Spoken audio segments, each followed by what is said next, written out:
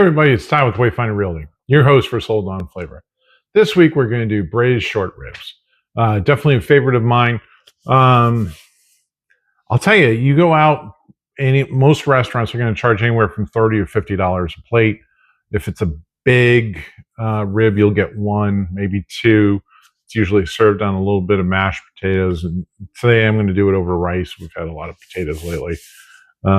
Egg noodles, risotto, something like that. It's not a hard dish to make. It just takes a little time. What you're trying to do is get the rib. You want to break down the collagen in the rib. So you just want to go low and slow, right? So we're going to get into it. First thing you want to do is season your meat. Salt and pepper is all you need. You want to get as much of the pieces as possible, as much of the sides, if you will.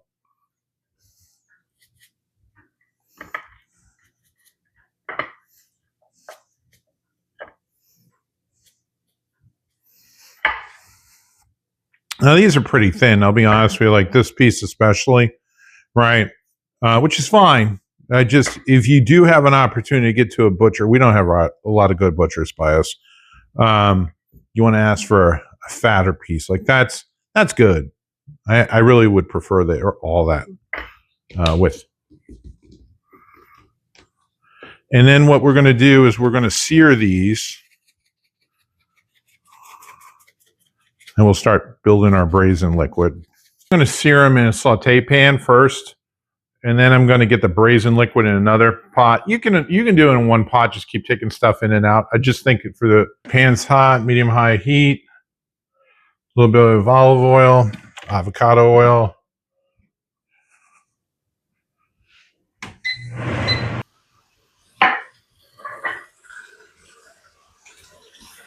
All right, I think I'll have to do this in 2 batches.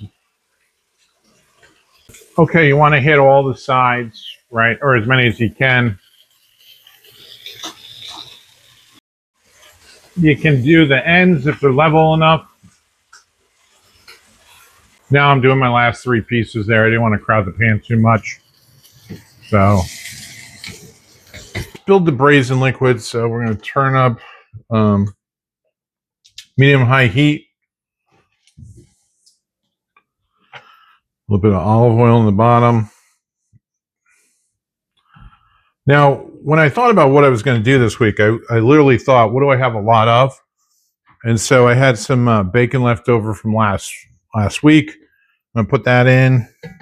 We'll get that going.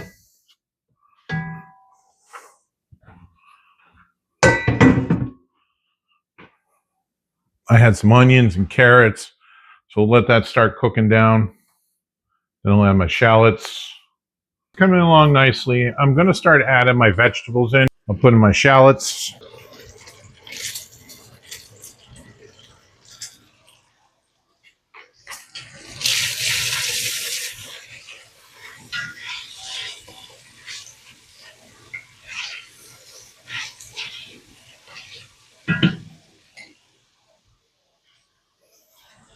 Got some leeks here. Some celery and carrots.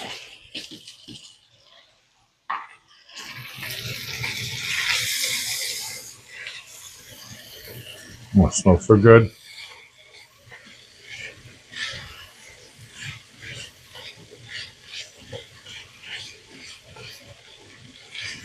Tomato puree here.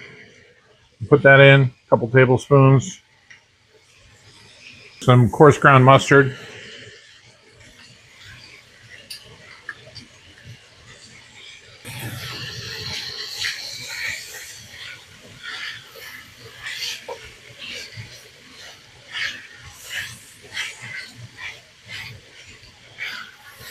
And I got some garlic cloves. Throw them in whole. Using better than beef bouillon. Generous amount of that. A couple shakes of Worcestershire sauce. Cabernet here. And I am putting the whole thing in. Now what this is going to do, it's going to deglaze the bottom of the pan. I'm going to get my fond, all those flavors brought up from the bottom. You don't want anything on the bottom, because if it's stuck on the bottom and you stick in the oven for 4 hours, you're going to burn it. Or, yeah, it is burnt if it's on the bottom. You just want to bring that up. You want to cook that down to let it reduce probably about halfway. All right. So now not only will we cook the ribs in this, but we'll also use that to make that a sauce at the end. Again, I got some herbs in my fridge, so I'm going to put some fresh thyme in there and 2 bay leaves. This has only been going about, 7 minutes or so, and it's cooking down very rapidly. So you can always add a little bit of water if you don't have enough height to it. So you don't want your ribs submerged all the way, right? They should just be sticking up out of the top. I think that's pretty close.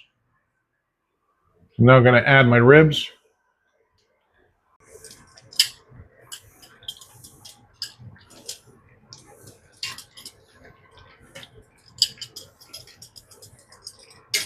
So those are pretty spot on.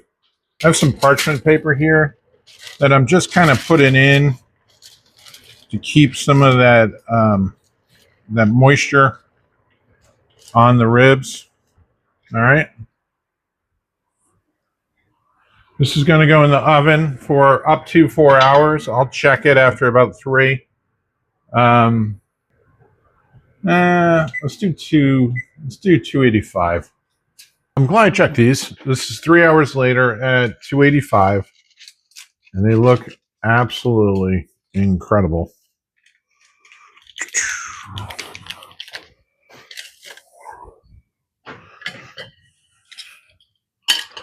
And the next step is to take these out and be careful. I don't want them to fall apart.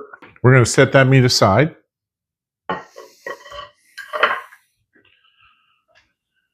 Next up is we're going to take the braising liquid and make our sauce. So we want to strain this out and get the juice into a bowl.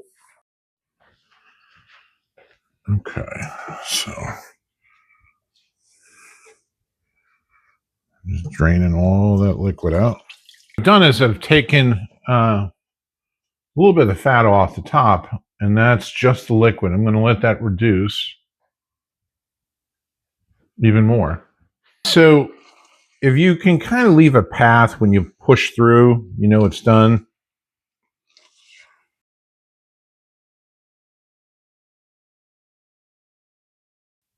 Hey everybody, it's time with Wayfinder Really, your host for Sold on Flavor. This week, braised short ribs. Now I want to show you, you can literally, no knife involved, just pull these apart with a fork.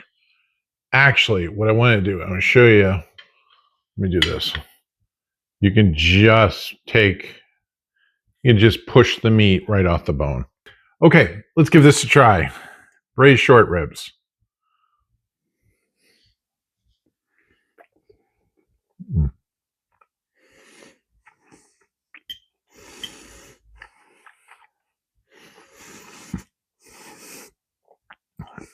Are you living your best life? This is a meal to be shared with a friend in your new home. If I can be of help, please give me a call. Until next week, take care.